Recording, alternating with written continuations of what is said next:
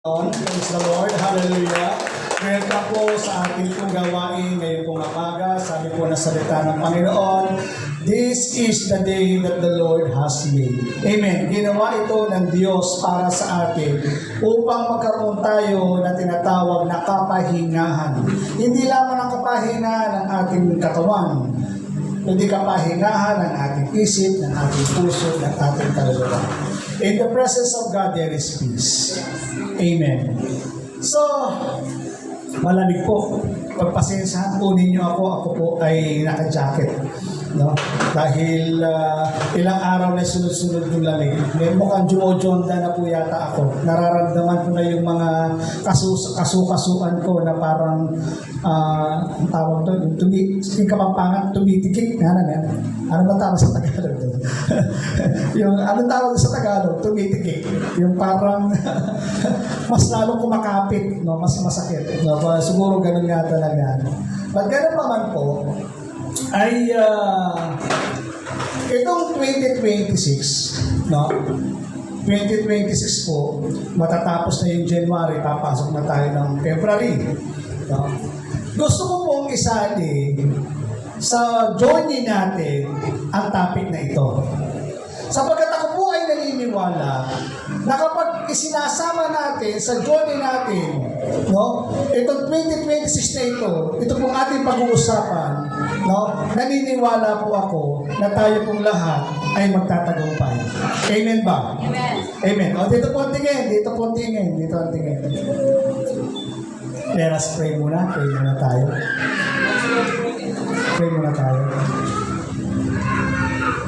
Hallelujah. Glory, honor, power belongs to you. Dear Holy Spirit, come into this place. Manifest your power. Manifest your presence, Lord. No one, Lord, enter in this place, Lord God, na kung saan, Panginoon, na hindi po nila maranasan ng iyong biyaya. And no one can enter this place, Lord, na gagambala sa amin. In the name of Jesus. Because this place is a holy place. This place, Lord God, ang iyong trono ay nandito ngayon sa aming kalagitnaan. Sabi ng iyong awit, Panginoon, na inawit kanina, nothing compare, Lord God, into this place. Lord, I want to see your face. I want, Lord God, to touch you in this morning. Prepare mo ang aming puso, buksan ang aming spiritual na puso, spiritual na isip, spiritual na buhay, at ma-receive ng maliwanag ang nais mong iparating sa amin ngayong umaga. In the name above every name, in the name of Jesus, I rebuke you, Satan. And your cohorts and your demons, hindi ko pinapayagan anumang espiritu naghahadlang sa gawain ng Panginoon. I lose the Spirit of God, the mighty presence of the Holy Spirit. In Jesus' name, Amen. Parapakan natin pa, isang pang Panginoon. Hallelujah! So, binabanggit ko po, itong taong 2026 na ito, isama po natin siya sa ating pong journey.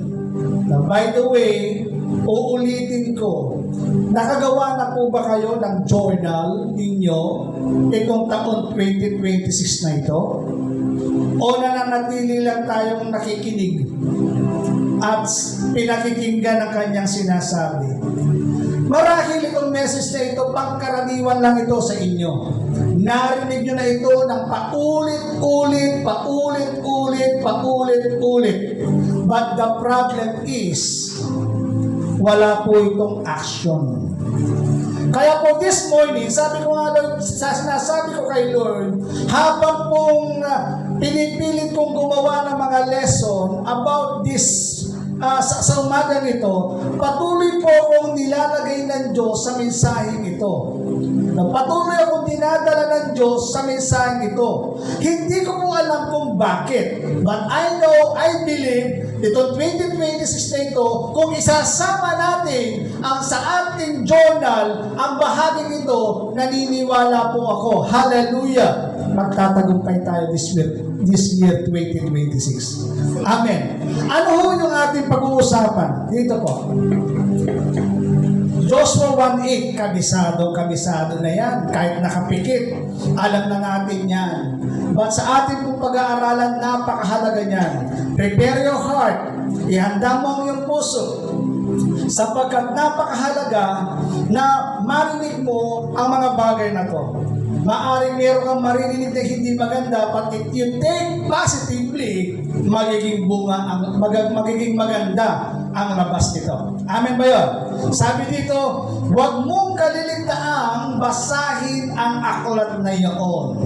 Dili-dilihin mo yon araw at gabi upang matapad mo ang lahat ng nasusulat doon. Sa gayon, giginhawa ka at magtatagumpay. Nakita niyo yung promise? Gusto na kasi natin, minsan gusto natin agad-agad yung promise eh. Pero bago mo makuha yan, bago natin makamit yan, meron pa siyang mga nauna. Nakukuha po. Hindi ho natin makakamit yung sa sinasabi ng promise ng Panginoon kung hindi natin gagawin yung una. Amen. Sino po ba sa atin ang gustong magtagumpay this year 2026 onwards? Lahat tayo. Amen? Pag sinabi pong tagumpay, no? Marami pong napapasok dito. Tagumpay sa job, Lord. Gusto niyo po yun? Tagumpay sa finances. Tagumpay sa pamilya, sa relationship. Tagumpay sa ministry. Tagumpay saan pa? No? Sa spiritual natin pamumuhay. Amen. Ang dami po nakapasok sa word tagumpay. Ang sabi ang giginhawa ka at magtatagumpay. Kaya po ngayong umaga, ang pag-uusapan natin ito. Gabay sa matagumpay na pamumuhay. Amen. Mahalaga po yan, yung gabay na yan. Kasi ang problema kasi, kaya tayo minsan bumabagsak, kaya minsan humihinto tayo, kasi nakakalimutan natin yung gabay. Yung gabay, ito ho yung magtuturo sa'yo upang sa iyong patutunguhan ay hindi ka maligaw. Kamakailan po ako'y bumisita doon sa ating pong pastor sa Balukok. Talagang kasi nung pumunta kami doon gabi, hindi ko talaga maalala yung lugar. Pero salamat kay Lord. No? Hindi niya ako pinabayaan. Lagi kong maliban sa Holy Spirit ang ating kasama, lagi kong kasama si Mr. Magtanong. Para kung si Mr. Magtanong, lagi mo siyang kasama, tiyak ituturo ka kung saan ka pupunta. Nakukuha po niyo. Si Mr. Magtanong is a typology of the Holy Spirit. Kung naliligaw ka, magtatanong ka, Holy Spirit, saan ba ang daan nito? Amen ba? At ako'y naniniwala na si Mr. Magtanong is the typology of the Holy Spirit na kapag ikaw ay sinama mo siya roon sa iyong paglalakbay, makakarating at makakarating ka sa iyong patutunguhan. Amen. Kaya napakahalaga yung gabay na yan sa ating buhay ngayong taong 2026. Kaya po, si Joshua ang pinag-uusapan sa talatang ito na kung saan papaano siya nagtagumpay. Mamaya, no, dahil si Joshua po, no, si Joshua po ay lingkod at kahalili ni Moses bilang pinuno ng Israel. Siya ang ginamit ng Diyos upang akayin ang bayan sa lupang pangako. Ang tawag natin ng promised land. Wala na si Moses. Ang hahalili kay Moses, si Joshua. In our present time, no? Tapos na yung 2025. Eto na tayo ngayon. Amen. Kumbaga, tayo na ngayon. Kaya sabi dito, si Joshua, isa siyang leader doon sa Israel. Kasi ang kapalit naman tawag ito, ni Moses. Tayo po, no, ay leader ng Panginoon.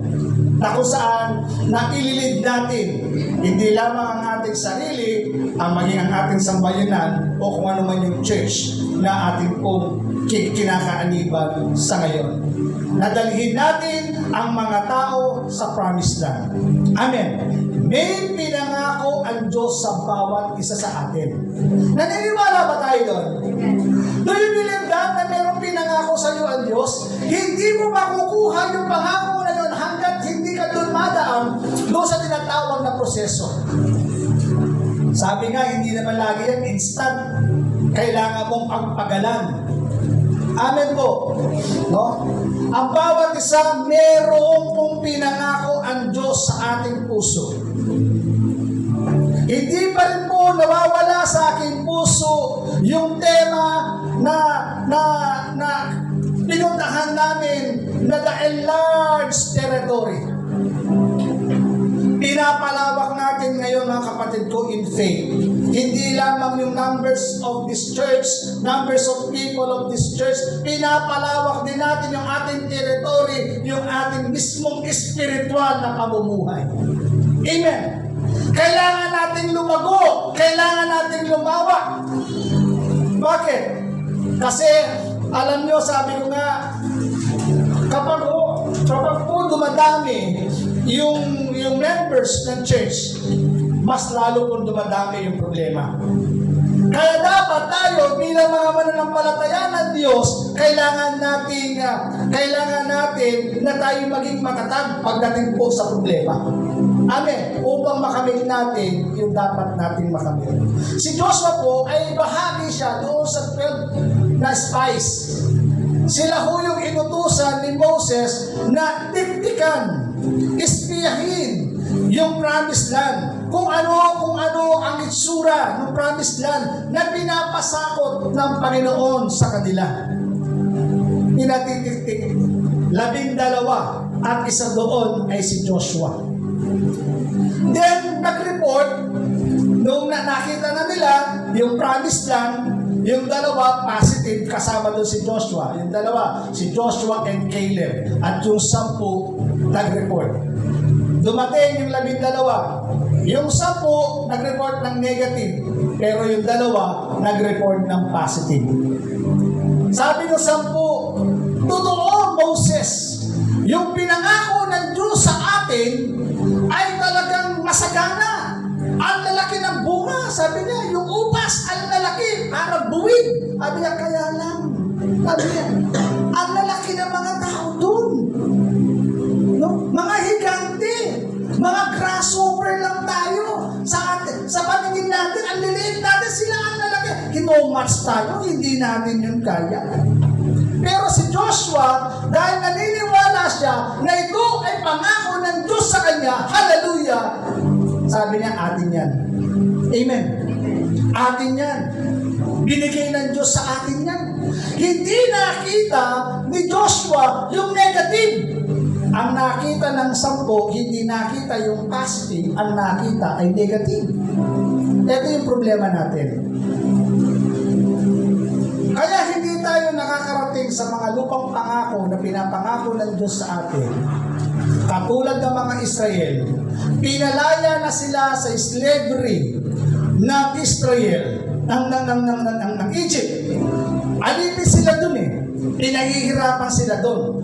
Pinalaya na sila ng Diyos doon at dadalhin na sila ng Panginoon doon sa promised land. Ang problema, ang kanilang kaisipan, slave pa rin. Makuha nyo? Slave pa rin. Kaya kung mapupunan nyo sa kanilang kwento, mabuti pa doon, mabuti pa doon, mabuti pa doon. Naka-experience na ba kayo kapag kayo nagkikipagkwentuhan nung ako ay yung bang sinasabi natin nung hindi pa ako born again, ganito, ganyan, ganyan. Di ba? Pilit natin ibinabalik yung mga bagay na doon na kung saan mas masarap ang buhay noon kesa dito. Hirap! Aminin natin. Di ba? Totoo. Ako ho, na-experience ko ho mawalan ng pagkain. Ang kinain po namin noon, alam niyo ho yung lumilipad dyan sa yung sa nilalagyan ng tawag nito? Sa ilaw, yung parang langgam. Yun po, kukunin namin yun, papalawan namin, tapos lalagyan ng itlog, isasama yun. Yun po. No? Isa, natawag namin doon, patapik-tapik. At saka ho yung pagkain disabog. Na-experience yun, ang mga taga-Waray yata, alam yata yun eh. No? Yung patapik-tapik, sa atin kasi, tawag nito, bagoong isda. O alubebe, sa Tagalog, bagoong isda. Sa iba, ginamus. No? Ang ginagawa po namin minsan, dahil experience namin, yung sasawsaw mo yung kamay mo doon sa bote, gaganon mo. Yung kanin, mainit. Tapik-tapikin mong ganon. Tapos, subo. Ang tawag doon, patapik-tapik na ulam. No? Patapik-tapik. Yung isa naman, desabog. Kukunin mo yung asin, tapos isasabog mo. Kaya pagkain nun, desabog. No? Kasi nga, kumbaga, yung experience mahirap na sumusunod ka sa Panginoon, talagang daraan ka sa puntong talagang mawawalan ka. Pero kailanman, kahit nawalan ka, the Lord provide. Amen. Hindi ka mababayaan, part of testing yun eh. Yung iba, wala nang ako, nahihirap na buhay, iiwanan ko na, magtatrabaho na ako. Diba? Bahagi po yun ng pag-shift ng Panginoon sa atin. Tinatanggal ang mga bagay-bagay na meron po sa atin. Tinatanggal yung attachment ng mundo at nilalagay niya yung attachment ng Panginoon into kingdom of God. Amen. Kaya tayo, hindi natin nakakamit yung promised land dahil ang ating kaisipan slave pa rin. Kaya hindi natin nakukuha yung dapat natin makuha. Amen. Kaya this morning, basagin natin yung spirit of slavery from Egypt. Yung spirit of slavery na kung ano man ang meron doon. And I pray, makita natin kahit mahirap, pero yung dulo naman nun, napakasarap. Sabi nung ita, yung ita, alam yung ita, no? Tawag doon, baluga. Ay! Sabi doon, baluga. Kumain ng halo-halo. No? Habang kumakain, hindi masarap. Tapos napusap yung dalawang ita. Sabi niya, Kuya, habang lumalalim, sumasarap. Noong una, hindi masarap, matabang. Pero habang lumalalim, parang sumasarap. Bakit? Kasi hindi hinalo. No? Kaya nangyayari, habang lumalalim, sumasarap. Ganun din sa buhay. Sa simula lang pong mahirap. Pero sa dulo nun, may sarap. Amen. Kaya po, papaano nagtagumpay si Josue sa kanyang journey? Papaano? Una, yan. Tinatanong ang Lord, alam na nila yan eh. Alam na nila yan. Bakit kailangan ko pang ituro? Paulit-ulit na namin tunuro yan. Kahit saan, tinuturo namin yan. Naririnig namin, paulit-ulit. Pero nakakalimutan.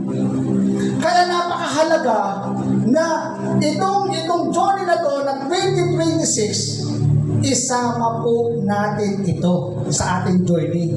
Gawin natin habit sa ating buhay. Kung naalala po ninyo, yung tinuro natin nung nakaraang Sunday, yung tinatawag na seeking the kingdom. Sino po nakakaalala nun? Amen. May batas yun. Diba? Pag-aaralan natin yung kanyang constitution, yung kanyang batas, yung umiiral doon sa kingdom mo lang iba kundi ang Bible.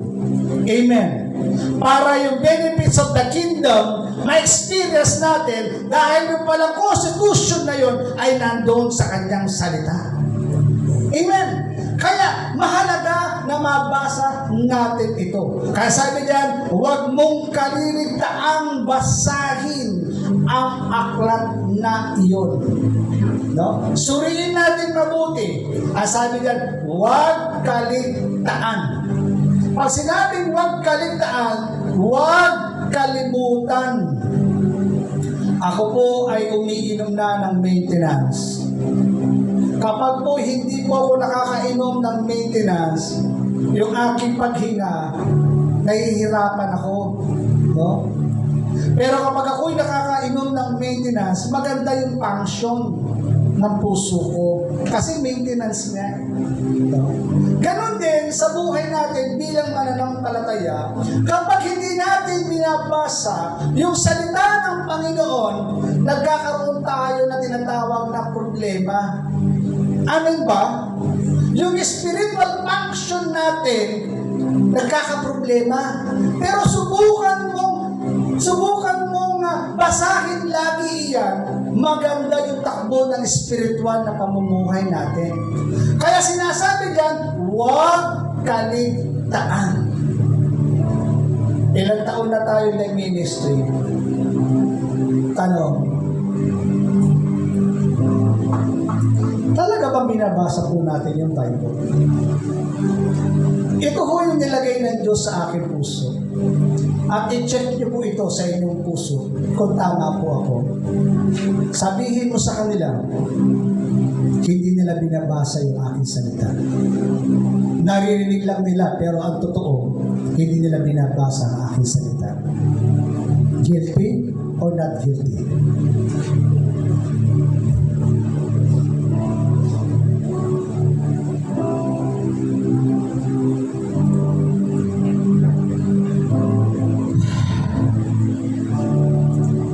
Tagal na natin Christians, yung Bible natin inaalikabukan na. Hindi natin binabasa. Nagtitipid tayo dyan sa turo, sa teaching. Pero sa buhay natin, hindi natin binabasa. Sa totoo lang. Nasabi ng Panginoon na nilagay ng Diyos sa puso ko, sabihin mo sa kanila, basahin nila salita ko. Kaya sila nagiging tawag nito.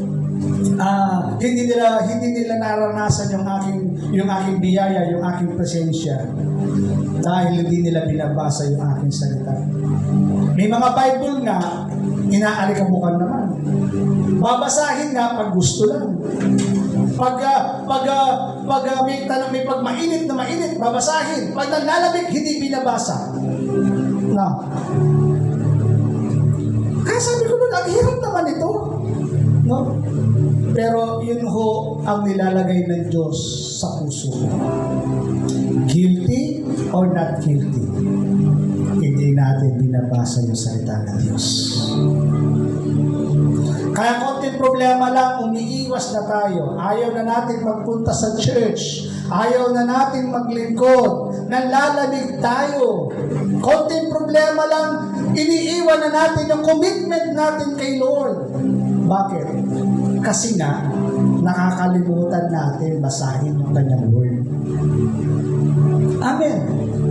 Kaya mahalaga na mabasa natin ito. Kapag po binabasa natin ang salita ng Diyos, yung benefits po nito napakahalaga. Makita natin yung kanyang tinuturo sa atin. Read your Bible with an open heart, with an open mind. At kapag binabasa mo yung Bible with an open heart, with an open mind, I believe in my heart and I strongly believe God will speak. Ano sabi? Kawikaan 1-5. Pag binasa mo ang Biblia, ano yung benefits niya? Sa pamamagitan nito, ang Biblia, ang tao ay magtatamo ng karunungan. Hindi ng karunungan ng mundong ito, kundi karunungan from above. Sabi po ni Brother Jeff, ang tawag sa English dyan, wisdom. Sabi ni Brother Jeff, Pastor, pag uuwi ako, hindi ko alam kung ako'y kakaliwa o kakanan. Now, the Spirit of God, the Spirit of wisdom, bibigyan siya ng wisdom ng Panginoon kung ano yung tama, the righteous.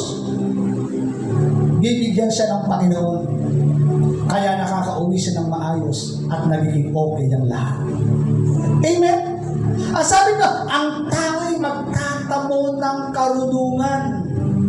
Hindi ng karunungan ng mundong ito, kundi karunungan from above. Makapagpapasya ka ng tama. Amen po ba? Based on the Word of God, based on your conviction, based sa sinasabi sa iyo ng Panginoon. Sabi diyan, at ang pangunawa sa mga salita'y puno ng aral ng buhay. Nakikita nyo? Mga salitang puno ng aral sa buhay. Amen. Yung salita na yan, sabi ng puno ng aral. Nakita na nila yan in the past. Kaya mahalaga po. Sabi ko nga, kung ito ay isisintip mo na into your heart. Hallelujah. Hindi man tayo laging tumumba, pero ako naniniwala, lagi tayo magtatagumpay. Verse 2. Ituturo nito, ang Bible, ang binabasa mo, salita ng Diyos, ituturo nito, ano daw? Ang matuwid na paraan ng pamumuhay.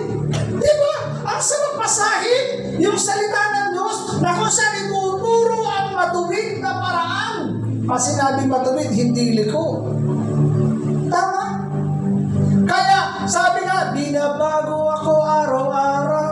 Binabago ako araw-araw. Bakit? Kasi tinuturuan ka ng salita ng Diyos upang ikay maging matuwid sa harapan ng mga tao at maging sa harapan ng Diyos. Ano dyan? Matuwid na paraan ng pamumuhay, katwiran, katarungan, at katapatan. Nagiging faithful ka. Sa trabaho po namin, dahil po yung school namin ay parang, hindi naman siya gano'n, pero parang gano'n na rin, parang international school. Iba't ibang lahi ang school na pinagtatrabahuhan ko. Kaya dahil mayayaman po sila, nagkalat ang mga gamit. Yung cellphone, yung pera, yung mga gamit na talagang very tempting. No, minsan, iiwan na lang nila, no? Hindi na nila hahanapin, nandun lang, iniwan lang namin. Hindi na nila hahanapin. Kaya kung kukunin mo yun, ano na tawag nito, hindi na nila, kasi parang walang kwenta sa kanila Pero hindi natin yung ginagawa. Amen. Laging sinisisik sa isip ko ang mga katagang ito. Listen carefully. Bakit? Totoo po yan, maghuhubad ako ng maskara. Talagang very tempting. Ang gaganda ng cellphone, iPhone, mga high quality na mga laptop, mga ano. Ang gaganda Hindi nila pinapansin No. Talagang very tempting. Pumapasok, uhubarin ko po yung maskara ko. Magpapakatotoo ako. Sabi ko, naku, magagalit ko. Ang ganda na. No? Talagang tempting. Alam mo, isang sasagot sa kaliwa ng aking utak. Bakit? Hindi pa kita kayang bigyan ng ganyan. Namuhay nyo? Hindi pa kita kayang bigyan ng ganyan? Napaka-cheap mo naman. Mas higit pa dyan ang kaya kong ibigay. Amen. Kaya mo dito, sabi niya, itinuturo nito ang matuwid na paraan ng pamumuhay. Kaya katwiran, katarungan, katapatan. Maging tapat ka sa iyong sarili, sa iyong kapwa, sa trabaho mo o kung saan, inuturuan ka nito. Habang binabasa mo ang salita ng Diyos. Pangatlo, verse 3, verse 4. Mabibigyan ka nito ng talino ang walang karanasan. Wow! No? Sabi diyan, no? Yung walang karanasan, bibigyan ng talino. Sino mo makapagsasabi na si Brother Robert ay hindi talaga nag-aral ng maayos? Sabi ko nga po sa inyo, puro palakol. Nagmakaawa pa ako sa teacher ko para lamang ako makapasa ng high school. Dahil talagang mahina ang ulo ko. But praise God, buhat nung binasa ko ang Biblia, nagkaroon ako ng wisdom. Yung mga tao na unexpected na kakausapin mo, mas malaki pa sa pagkatao mo. Nakuha po ninyo, hihingi ng counseling, mas magaling pa kaysa sa'yo, hihingi ng counseling. Kaya sabi dyan, mabibigyan nito ang talino na walang karanasan. Di ba? Kaya nga po, napakahalaga niya eh. Kaya yung mga tao, kapag may mga problema, ikaw yung tinatawag, no? Dahil merong wisdom from above, na kapag meron kang sinabi, parang, oo nga. Nangyayari nga po yan sa akin. Bakit? Galing ba yun sa akin? Hindi, galing yun sa kanya. Naku nga po, may mga bagay na sinasabi, alam po yan ni Brother Jeff. May mga pagkakataong nabibitawan ko ang mga salita nito, improvising. Dahil nakita mo na ahead of time, in a vision, na ito ang mangyayari sa iyo. But praise God, nakita po yun ng ating kapatid. But ngayon, praise God, sa kanyang biyaya, binalik ng Panginoon. Amen? Sabi dyan, ang mga kabataan matuturuang magpasya ng tama. Mga kabataan, andyan ba tayo? Kapag binabasa mo ang salita ng Diyos, panoorin niyo mga Facebook, mga TikTok, na kung saan mayroong mga Facebook, mga kabataan ang nagsishare.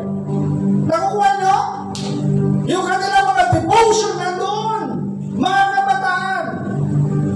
Kaya, ini-encourage ko ang bawat isa na mga kabataan narito, basahin ang aklat na ito, ang Biblia. Kung wala po kayong Biblia, sabihin niyo po sa akin, bibigyan ko po kayo.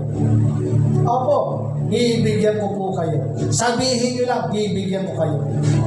Para mabasa po ninyo ang Biblia. Ang sabi dyan, ang mga kabataan matuturuang magpasya ng tama.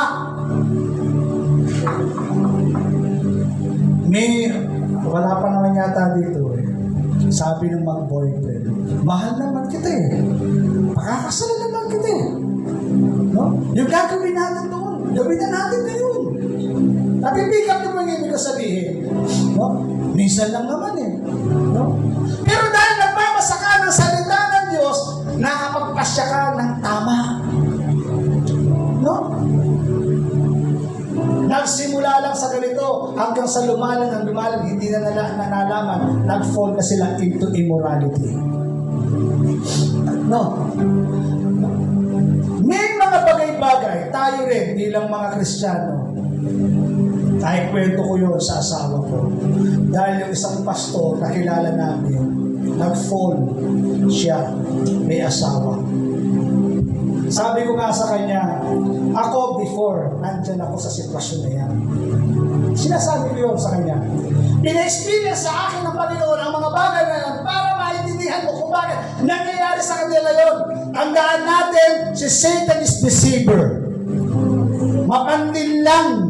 Akala mo totoo, pero hindi totoo. Kaya nga, deceiver. Amen. Yung emotion mo, akala mo totoo yung nararamdaman mo, pero ang totoo, dinadaya ka lang nito. Dahil ang totoo, meron kang asawa. Pero sinasabi, hindi ko na mahal ang asawa ko. Siya na yung mahal ko. Talagang ito yung tinutubo ko. Siya yung katuwang ko. That is deceiving spirit. Jeremiah 17:9. The heart is deceitful. Ang puso ang pinakamadaya sa lahat at walang nakakaunawa sa kanyang kabulukan. Akala mo tama, pero mali. Hindi mo pala alam, merong demonyo na naglalaro sa iyong emosyon, naglalaro sa iyong kaisipan, na kung saan mas nakikita mo yung mga ganda sa kanya, kaya sa iyong asawa ngayon. Nung nililigawan mo, ang ganda-ganda ng lahat ng meron sa kanya. Hindi mo nakikita kapagitan, bakit nung nakakita ka ng bago, hindi mo na makita yung magaganda, nakikita mo kapagitan, lahat ng maganda nandun. Pag-isipan po natin. Kaya mga kabataan, ang sabi dito, matuturo ang magpasya ng tama. Amen. Last. Sabi dyan, sa pamamagitan nito, ang Biblia, lalong tatalino ang matalino. Woo! Kaya nga po ang light of the world sabi ko nga, hindi namin kaya yun. Mga graduate ng divinity. Kami graduate lang ng School of the Holy Spirit. yung sabi nga, lalong tatalino ang matalino. Kung matalino ka na ngayon, mas lalo ka pang tatalino sa pamagitan ng Word of God. Amen. Ang magiging dalubhasa ang kakaunting kaalaman. Amen. Kaya napakahalaga na kapag binabasa mo ang salita ng Diyos, ito ang iyong gabay para ikaw ay magtagumpay. Amen. It is year 2026, isasama natin siya sa ating journey na kung saan magkakaroon tayo na tinatawag na resolution na this year, magiging bahagi na siya ng buhay ko. Amen.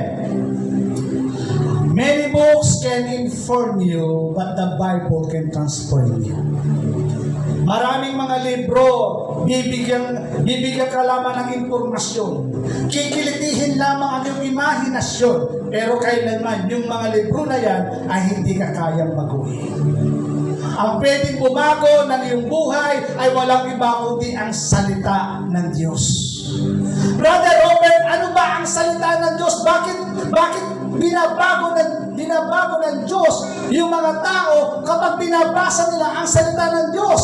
Bakit nagkakaroon ng pagbabago? Nagiging mabait sila, masunuri sa magulang, masunuri sa gobyerno, magiging mabuting tao sila. Anong meron dyan sa Biblia? Bakit nababago ang buhay, pananaw nila, direksyon sa buhay? Ang sabi po ng Biblia, ano daw po? Ang salita ng Diyos ay buhay. Pag sinabing buhay, humihinga. Binugahan yan ng Panginoon ng kanyang hininga, kaya naging buhay. Amen. Nakakala mo minsan ang Biblia binabasa mo, hindi mo alam ikaw pala kanyang binabasa. Kaya kung mapapansin niyo, sabi niyan, sa dulo, nakakaalam ng iniisip at binabalak ng puso. Nakikita niyo po kung gaano ka-powerful yung word? Amen? Sabi niya, nakakaalam ng iniisip.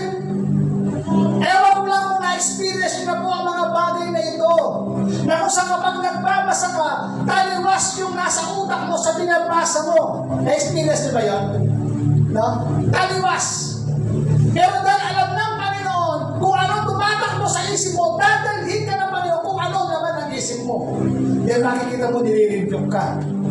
Nakikita mo, pinapalalakanan ka. Bakit? Kasi alam ng Panginoon kung ano tumatakbo ng isip mo. Nandiyan ba tayo? Ngayon nakikita na natin kung gaano kasarap. No? Ang pag-aaral, pagbabasa ng salita ng Diyos. Sabi dyan, ang salita ng Diyos ay buhay at mabisa, mas matalas ka sa alinman tabak na magkabilang talim. Ito'y tumatagos, mag-isakit buturan ng ating kaluluwa at ng espiritu, ang kasukasuan at buto, at ang nakakalam ng iniisip at binabalak ng puso. Sabi dyan, sabi sa Ingles, it is a discerner of the heart. Ano? Discerner of the mind and intents of the heart. Intention. Discerner of the mind and intents of the heart. Sabi sa English. Intention ng puso. Alam niya alam niya. Kaya magugulat ka, mabibigla ka kapag nagbabasa ka ng Bible para bagang nire-review ka ng Panginoon. Kasi alam niya naman ang puso mo eh.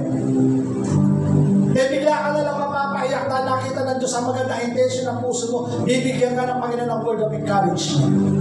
Amen. Dahil magandang intention ng puso mo. At ang salita ng Diyos, pakinggan, sa lahat na nakakaranas ng depresyon, sa lahat na nakakaranas ng mga problema at pagsubok sa kanilang mga buhay, tandaan natin, ang salita ng Diyos ang pwede natin paghugutan ng lakas at pag-asa. Nandyan ba kayo? Siya lang ang pwedeng paghugutan ng lakas. Dahil kinakausap ka nito kapag binabasa mo sa panahon na lugmok ka, sa panahon na para bagsak ka, sinasabi ng salita ng Diyos sa iyo, anak, lumapit ka sa akin. Kayong lahat na napapagalap na bibigat ang lubhasa niyo pa sa amin, ibigyan kita ng kapahinaan. Kung ikaw ay dumadana sa ganong klase sitwasyon at biglang nabasa ito, bigla na lamang tutulo ang iyong luha. Salamat, Lord. Kinukumpod ka ng salita ng Diyos. Sinasabi ng salita ng Diyos, ipanatag mo, anak, ang iyong kalooban. Na siyang pinaguhugutan mo ng lakas sa panahon ng problema, sa panahon ng depresyon. Ito yun. Kaya huwag natin ialis ang salita ng Diyos sa ating buhay. Isama natin siya sa ating journey this year at susunod pang mga taon. Amen. Isama mo siya. Kapag binabasa mo ito, yung landas na nilalakaran mo, makikita mo. Bakit? Sapagkat ang sabi na salita ng Diyos, ang salita mo isang tanglaw na nasa akin. Ano daw? Patnubay. Patnubay. Ang landas kong dinaraanan, liwanag na tumatanglaw. Nakikita po ninyo? I pray in the name of Jesus, buksan ng Panginoon ang ating kaisipan to see the revelation of God. Ang salita mo isang tanglaw na sa akin ay patnubay. Sinasabi ko sa Panginoon, Lord, hindi ko man alam ang dulo ng aking tinatakbo sa aking spiritual na pamumuhay, sa aking spiritual na journey. Hindi ko man nakikita ito, Panginoon. Susundin ko pa rin ang kalooban mo kung ano ang nasa dulo nito. Nakukuha ko. Sumunod ka lang. Kung ano yung pinagagawa ng Diyos sa iyo. Kaya kung hindi ka mapansin? Kaya kung hindi ka nila mapuri? Kaya kung wala pumapansin sa iyo? Ang mahalaga, nasusunod mo kung ano yung pinapagawa sa iyo ng Diyos. Sabi ng Diyos kay Abraham, Abraham, lisanin mo ang iyong bayan, lisanin mo ang iyong pamilya, ang iyong mga kamag-anak, ang iyong bayan, lisanin mo at pumunta ka doon sa lugar na ituturo ko sa iyo. Hindi pa nga niya sinasabi, nag-impake na, sumunod na, lakad sa kanyang journey habang siya'y naglalakad at nakarating siya sa isang lugar. Ang sabi ng Panginoon, ito ang bayang ibibigay ko sa iyo. Amen. Kaya sa ating paglakad sa journey ng ating spiritual na pamumuhay, sasabihin din naman sa iyo sa takdang panahon, anak, ito ang lugar na pinipili ko sa iyo. Anak, ito ang gusto kong mangyari sa iyo. Amen. Anak, ito yung talagang gusto nyo, ito yung plano ko sa iyo. Hindi mo makikita yan hanggat hindi ka sumusunod. Amen. Siya ho yung tanglaw sa ating patnubay upang hindi tayo maligaw at manatiling matagumpay sa buhay. Palakpakan na natin ang Panginoon. Glory! Hallelujah!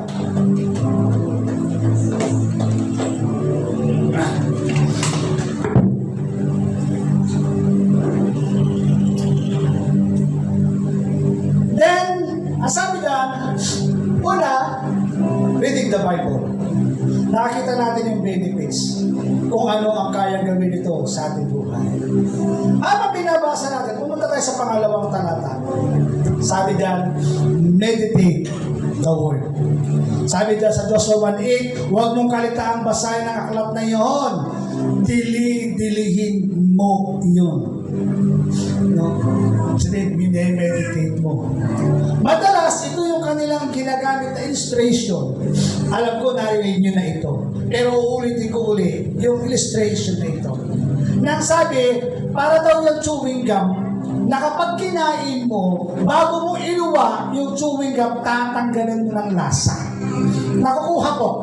No? Nanamnamin mo munang mabuti yung chewing gum hanggat hindi natatanggal yung lasa at saka mo itatapon. Ibig sabihin, nakukuha mo na yung sustansya ng chewing gum na yun bago mo itinapon. Ganon din sa pagbabasa ng salita ng Diyos. Na kung saan, wag lang natin siyang basahin. Tulad ng aking sinabi, kailangan din ng binubulay-bulay. Diyan pumapasok yung salitang devotion. Sabihin nga natin, devotion.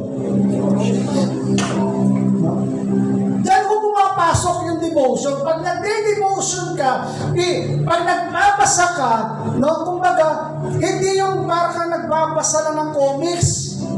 O maaari siguro, pero pag nagbabasa ka, kung kailangan mong gawin paulit-ulit yung babasahin mo, paulit-ulit hanggang sa makuha mo yung gusto niyang iparating sa'yo. Nakukuha po.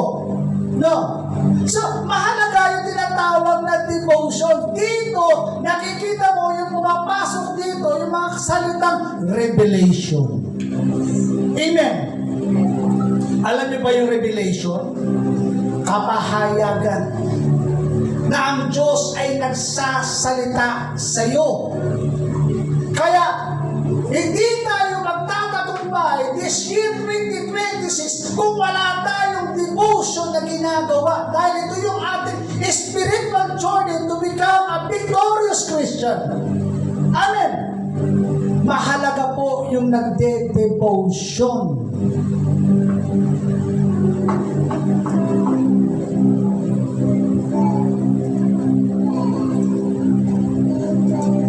Na minsan sinasabi ng Panginoon sa puso. Wala naman silang ginagawang devotion eh. Ikaw ang nakakaalam nun. Ilang taon ka na sa ministry? Nagde-devotion ba tayo? Ikaw ang nakakaalam nun. Kaya itong sabi ko nga kay Lord, Lord, very basic ito. Alam na nila ito. Ba't sabihin mo sa kanila? Sabihin mo sa kanila. Gusto ko silang kausapin. Gusto ko magsalita sa kanila. Gusto ko silang tulungan para umangat ang kanilang buhay pananampalataya. Sabihin mo sa kanila. Paano mo malalaman yon kung hindi ka magde-devotion?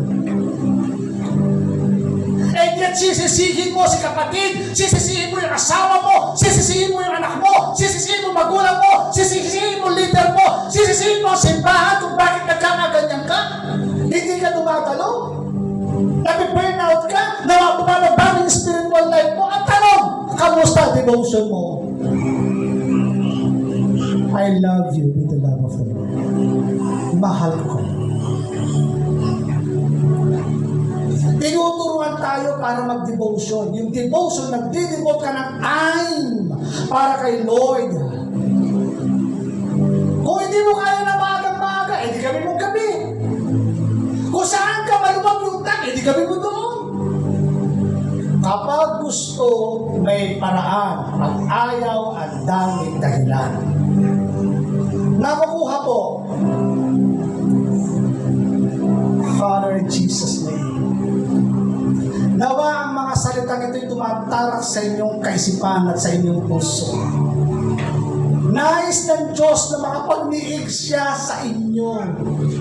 Nais nang makipag-usap sa inyo. Dahil hindi mo marinig yung kanyang tinig, dahil hindi ka gumagawa ng devotion na meron ka. Amen. In the name of Jesus, Lord God, release your spirit, the hungering for your word, hungering for your presence. Maging kagutuman nilang yung salita. Maging kauhawan nila ang iyong presensya. I pray in Jesus' name, release into their spirit in Jesus' mighty name. Ngayon, bibigyan ko po kayo ng basic ng devotion. Yung iba, alam na nila yan eh.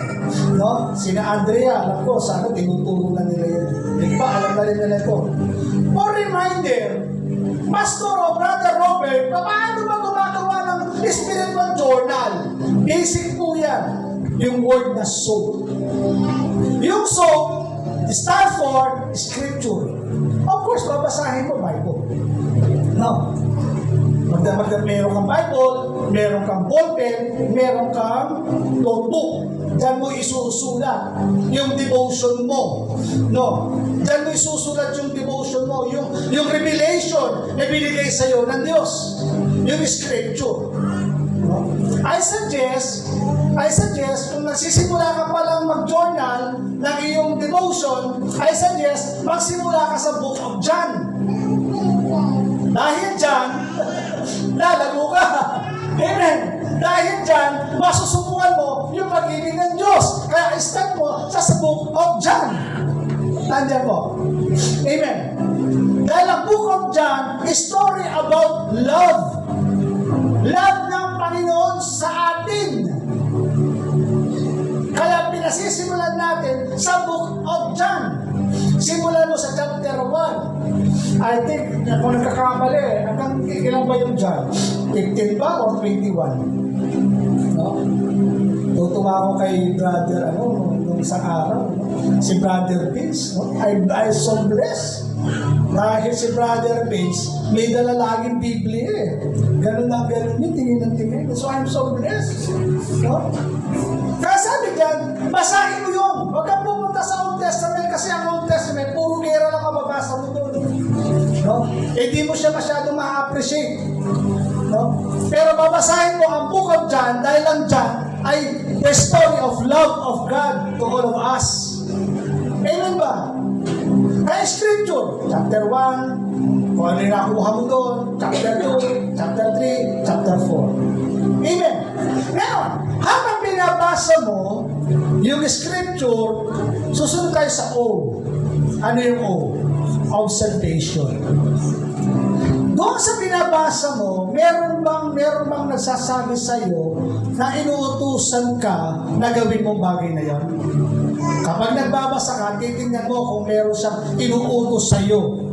Kung meron siyang pinapagawa sa iyo. Titingnan mo yun. No? Titingnan mo kung dapat mo ba siyang purihin. No? Titingnan mo kung ano dapat mong baguhin sa iyong buhay, kung ano yung mga bagay na hindi gusto ng Panginoon. Titingnan mo doon sa observation na papasok sa iyo. Amen. Basic po itong aking sinasabi. Huwag na muna tayo pupunta doon sa mga historical background, yung mga ganito, yung mga wag muna yun. Tingnan muna natin kung ano yung mga salita na nagtuturo patungkol sa iyo, kung paano ka lalago, kung paano pinapakita ng Diyos yung kanyang pag-ibig niya sa iyo. At doon sa pag-ibig sa iyo ng Panginoon, meron siyang sinasabi sa iyo. Meron din, inuutusan ka. Meron dyan na, kung nabasa nyo, patawad ka. Meron doon, di ba? Meron doon. So, tinuturuan ka ng Panginoon. No? Kaya yung word na observation, obserbahan niyo po yun. Kung ano yung tinuturo ng Diyos sa iyo, doon sa iyo binabasa. Kaya ho yung pagdidevotion, nasabi ko nga, hindi ko tinuturo ito, no? For the sake lamang na maituro sa inyo, no? January 1 o January 2, nagsimula po ako ng aking spiritual journey. Kung mababasa po ninyo doon sa aking Facebook, merong day 1. Sino nakasubaybay sa aking Facebook? Nakikita nyo, day 1, day 2, day 3, day 4. In-start po ako kasi medyo gusto ko ulit balikan yung Bible eh. Kaya nasimula ako sa Genesis. At nag-enjoy ako. Totoo lang, ang sarap. Meron kang mga bagong nadidiscovery. No? Kaya day 1, in the beginning, nilalagay ko sa aking Facebook para kahit paano na hindi ako nakakalimot na kailangan ko mag-devotion. Ano na po, ano ba ngayon? 24 na o 25 na. Kailangan bukas. Nakukuha niyo po? Kasi nga, yun ho ay isang practice na kailangan mong gawin at pilipitin na yung sarili na dapat mong gawin. Amen.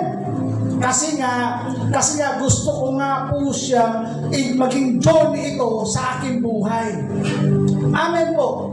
Hindi ko tinuturo ito para sa inyo. Tinuturo ko rin ito para sa aking sarili.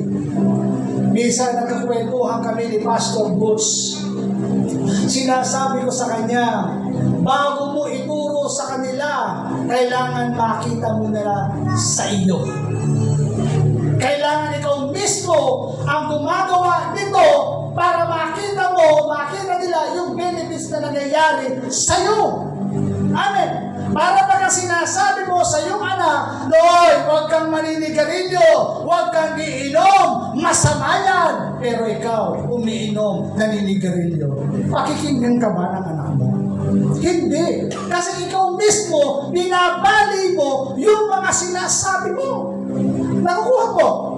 Kaya nga po tinuturo natin ito na kung saan makita ninyo kung ano yung benefits na ginagawa ng Panginoon sa ating pong buhay. Di ba? Sa atin ngayon, itatalaga na natin sa Diyos, mag-devote tayo ng time para kay Lord. Sinimulan po yan ni Sister Alona every Friday. Amen ba? Pero wag lang every Friday, gawin natin every day. Amen? Pwede ba ilagay ninyo yung inyong devotion doon sa group chat? Pwede ba yun? O kaya naman doon sa inyong mga Facebook? Para kayo paano nasusundan yung spiritual journey natin lahat? Life is a matter of choice. Ito'y paalala lamang na kung saan kayo pa rin ang pipili ng landas na inyong tatahakin. Pero kung gusto nyo magtagumpay sa buhay, isama natin sa journey yung devotion sa ating pong buhay. Malinaw sa aking kaisipan ang sinasabi ng Panginoon.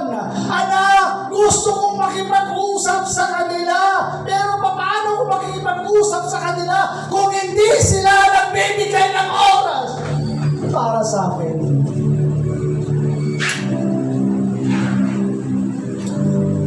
Ikaw ang nakakaalam niyan.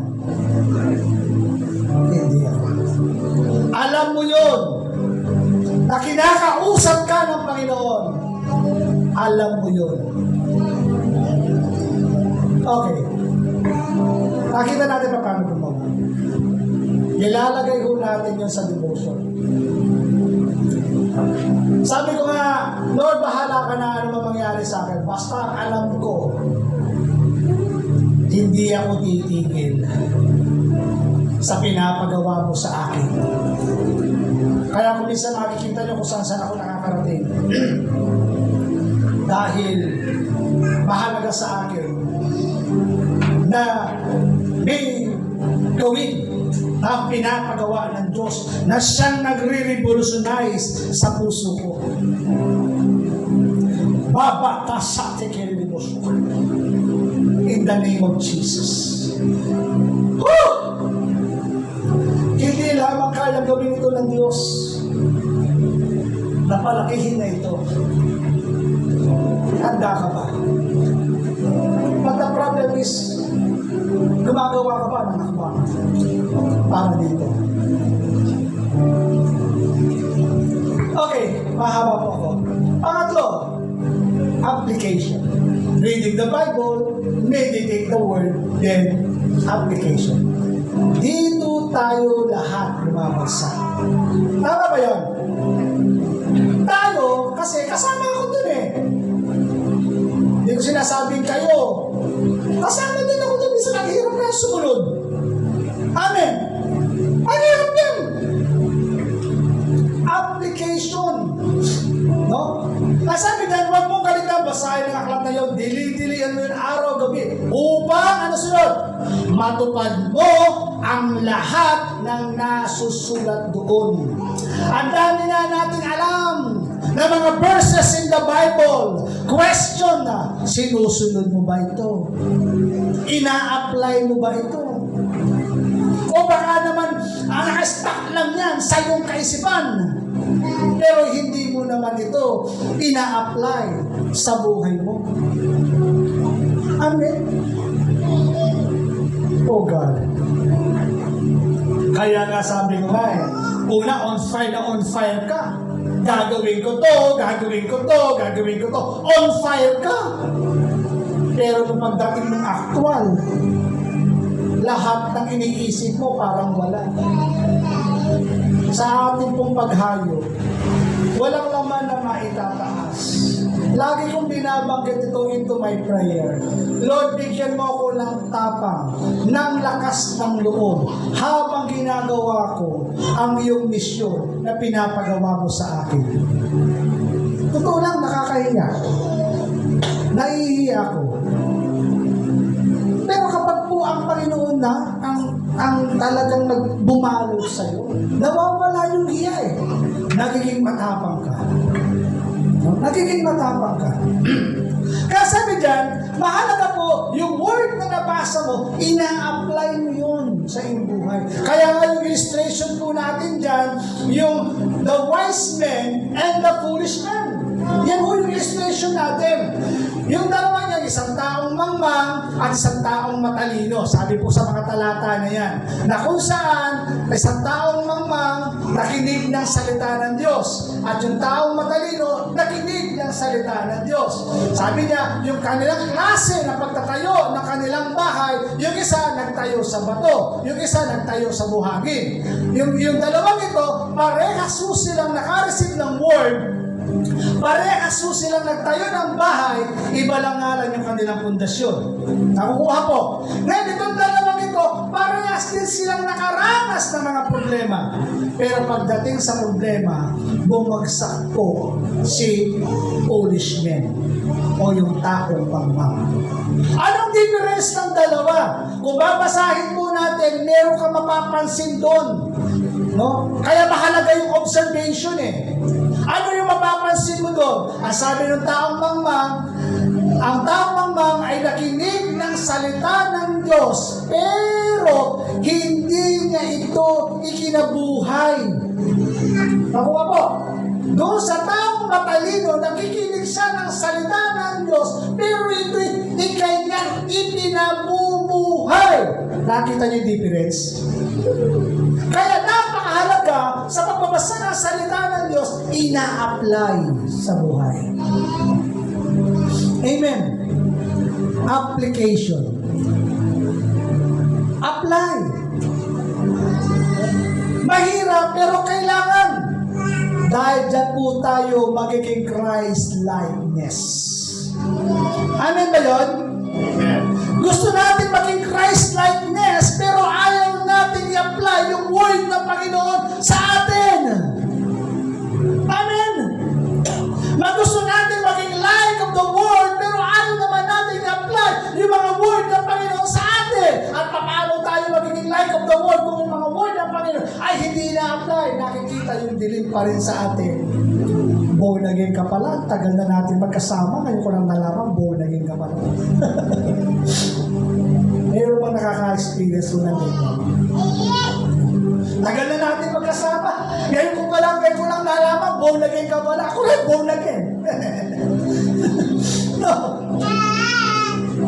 Mahalaga yung application. Mahalaga po yun.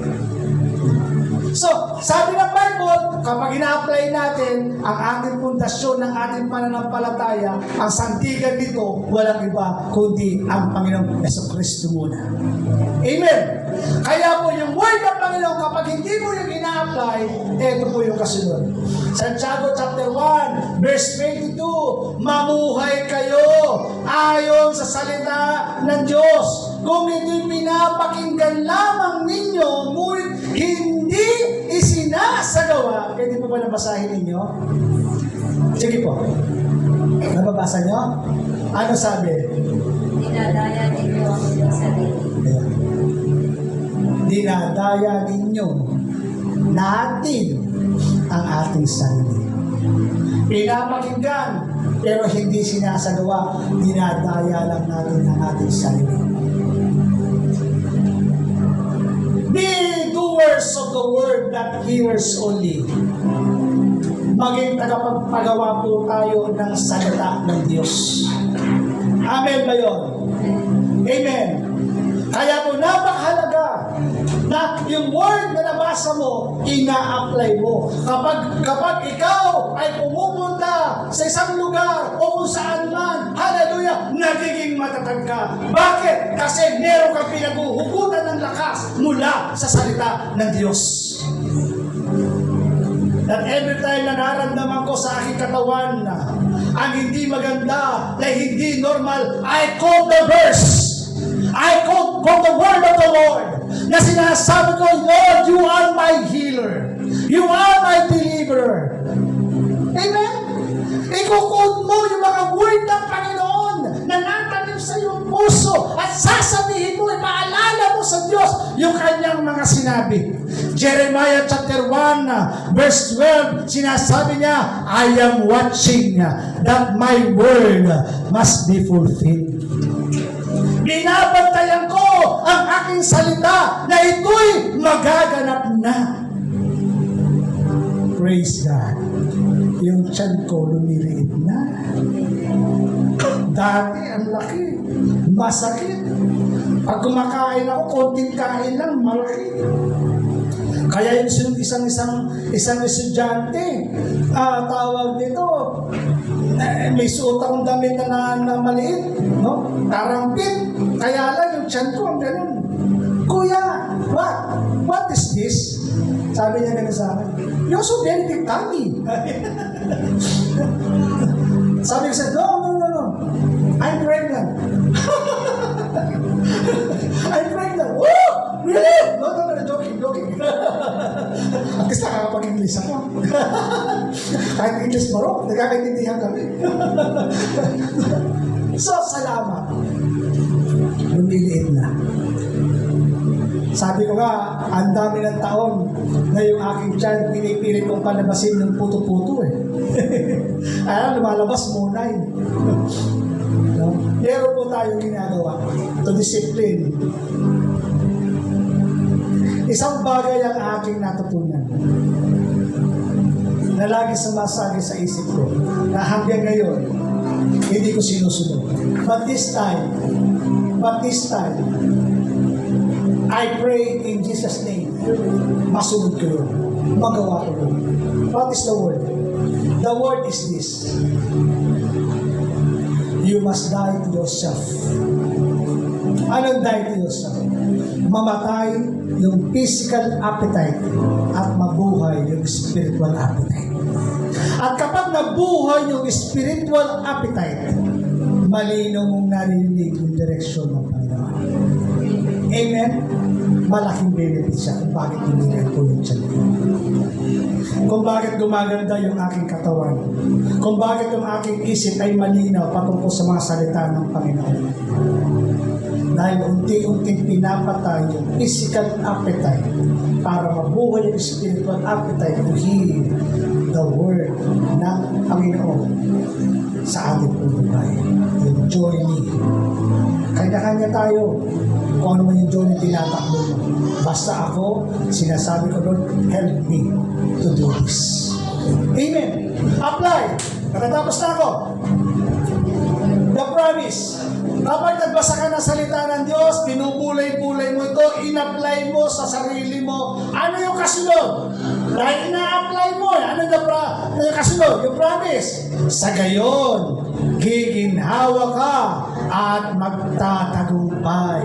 Palapakan nga natin ang Panginoon dyan. Hallelujah! Kung gusto natin guminhawa ang buhay at magtagumpay sa buhay na ito, isama natin sa ating journey ang salita ng Diyos. Amen? Guminhawa.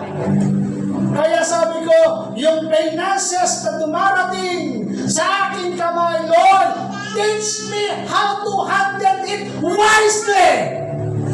Hindi na gusto kang bilhin. Kasi, ops, hindi kailangan yan. Itabi muna. Woo! Gusto mo kuminhawa?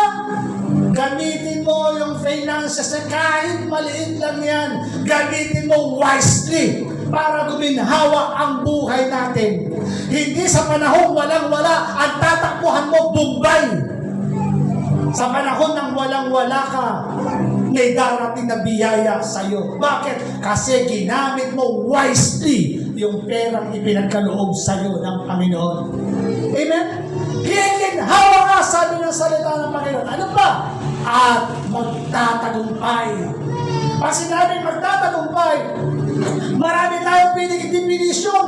Magtatagumpay sa kasalanan, magtatagumpay sa galit, magtatagumpay sa selos, magtatagumpay sa ministry, magtatagumpay laban sa demonyo. Amen? Ang daming definisyon niya, mga kapatid ko, in faith. Kapag in-apply natin ito at isinama sa bahagi ng sistema ng ating katawan, the promise of God will experience it. Amen? Magtatagumpay po tayo. Kaya po, bilang pagsasara, nagtagumpay ba si Joshua? No? Sa kanyang journey? Nagtagumpay ba? Yes. Ang sabi po ni Joshua 21:43 and 25, ibinigay nga ni Yahweh ang bayang Israel ang lahat ng lupain ipinangako niya sa kanilang ninuno. Nagtagumpay ba siya? Yes, kasi ibinigay lahat na kanyang mga sinabi. Woo! Lahat ng pinangako sa iyo ng Panginoon, ibibigay niya sa iyo. Ano yung susi? The Word of God na huwag mong kaliligtaan niya. Kaya nasakop nila ang buong lupain, doon sila nanirahan. For the poor, binigyan sila ni Yahweh ng kapayapaan sa buong lupain. Ayon sa pinangako niya sa kanilang mga ninuno, hindi sila natalo kailanman sa kanilang mga kaaway. Woo!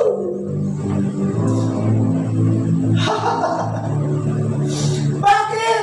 Hindi sila natalo kailanman. Bakit?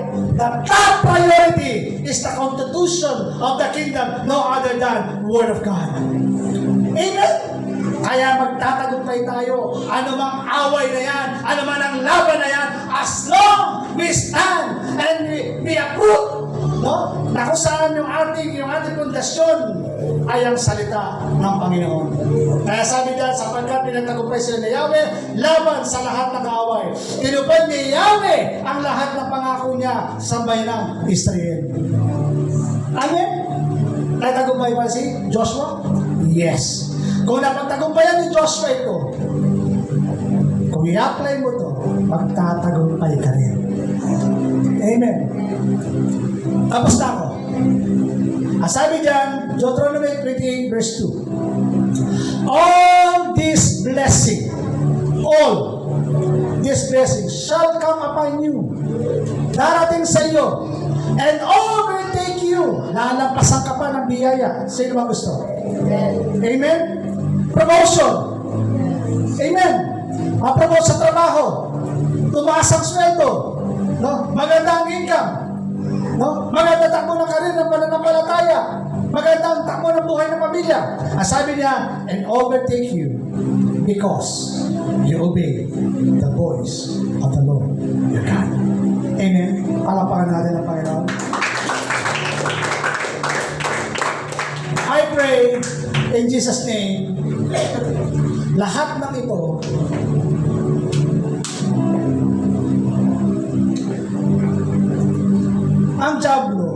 ang Diablo, pipilitin niyang agawin ito. Pipilitin niyang kuhanin yan sa iyo. Kapatid, huwag kang pumayag. Amen. Pipilitin na agawin ito sa iyo ng Diablo. Kapatid, huwag kang papayag. Mas makapangyarihan ka kaysa sa Kanya. Amen? Mas powerful ka kaysa sa Kanya. Use your authority that had given to you. Lord, hindi ako papayag na nananakawin ng Diablo ang mga binhi ng salita ng buhay na natanim sa aking puso. Ako ay magtatagumpay. Ako ay magtatagumpay sa buhay na ito. Magtatagumpay laban sa kasalanan. Magtatagumpay laban sa Diablo. I am a more than conqueror. I am victorious. Amen. Sasagi at sasagi sa iyong kaisipan ng Diablo si Satanas ay patuloy niyang aagawin ang binhi ng buhay ng salita ng Diyos na nakatanim ngayon sa iyong puso. Bantayan mo yan through prayer. Amen? Amen? Tayo po tumayo. Hallelujah! Oh, we worship you, Lord. We magnify you. Glory, honor, and power belongs to you. Father God, narinig na po nila ang nais mong iparating sa kanila. I pray, tulungan niyo po ang aking mga kapatid na makapamuhay po nila ang mga salita na narinig nila ngayong umaga. And in the name, above every name, in the name of Jesus, sineseluhan ko po ito ng iyong banal ng dugo upang hindi agawin ito ng mundo. Hindi ito agawin, Panginoon, ni Satanas. Hindi agawin ito ng mga suliranin ng buhay. Sineseluhan ko ito ng banal ng dugo. At dinidiligan ko ito ng iyong Espiritu. And I pray, release, Lord. Release your provision, your blessing, your wisdom, your understanding to your word. Father, we thank you. In the name of Jesus, we pray. Everybody say, Amen. Alakpakan natin ang Panginoon. To God be the glory. To God be the glory.